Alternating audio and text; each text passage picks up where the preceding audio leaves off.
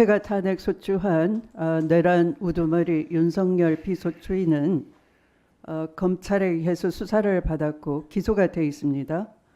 내란 혐의로. 그리고 탄핵 소추 즉시 직무 정지가 돼 있습니다. 대통령으로서 직무 정지가 돼 있는데 지금 희한하게도 서울구치소로 이 비서실장 등이 정진석 비서실장이나 대통령 비서실이 김주현 민정수석 등이 계속 면회를 가고 있는 거죠. 그러니까 직무정지된 대통령의 직무가 여전히 우회적으로 의사결정과 집행이 대통령 뜻대로 이루어지고 있는 희한한 상황에 직면해 있습니다.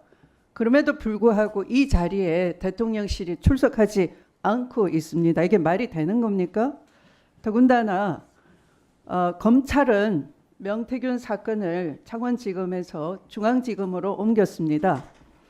평소 검찰은 본 사건이 혐의가 없으면 종결하지 않고 먼지를 털어서라도 인지 수사를 해서 다른 사건으로 프레임을 전환하고 정치 수사를 야당을 상대로 특히 많이 해왔습니다. 그런데 이 명태균 사건은 애초에 횡령 사건으로 출발을 했다가 두 가지 큰 의혹 사건이 드러났습니다.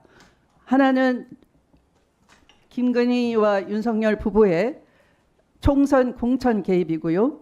두 번째는 윤석열 대선 후보 당시에 이 불법 여론조사를 통한 정치자금법 위반입니다. 만약 이것이 밝혀진다면 더 심각한 문제가 되겠지요. 그런데 이들 사안에 대해서도 지금 중앙지검이 제대로 수사를 하려는 의지가 있는 것인지 아니면 윤석열, 김건희 부부를 감추기 위해서 꼬리 자르기 위해서 사건을 매장시키기 위해서 법기술을 부리려고 사건을 땡겨온 것인지에 대한 의견이 분분한 것입니다. 그야말로 형사사법이 공정하게 돌아가지 않고 법치가 작동되지 않도록 하는 배후에는 여전히 대통령실이 움직이고 있다라고 봐집니다. 제가 지난번 국정조사위원으로서 출석했던 정진석 비서실장과 그다음 권한대행 최상목 사이에 희한한 광경을 봤습니다. 최상목 권한대행이 위원들의 답변에 대해서 제대로 답변하지 않고 머뭇거리는 사이에 그것을 코치하는 것으로 보이는 메모지를 옆에 앉아있는 정진석 실장이 몰래 건네는 광경을 여러 차례 목격을 했습니다. 그리고 그 무렵에 박현수 서울경찰청 직무대리에 대한 인사도 이루어졌습니다. 그리고 후속 인사가 계속 이루어지고 있는 것입니다.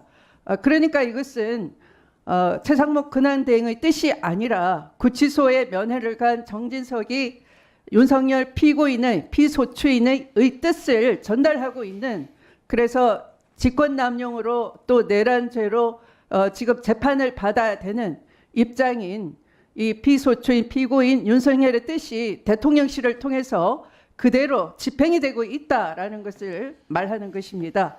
이것에 대해서 우리 위원회 입장으로 단호하고 분명한 입장을 좀 전달할 것을 촉구합니다. 이상입니다.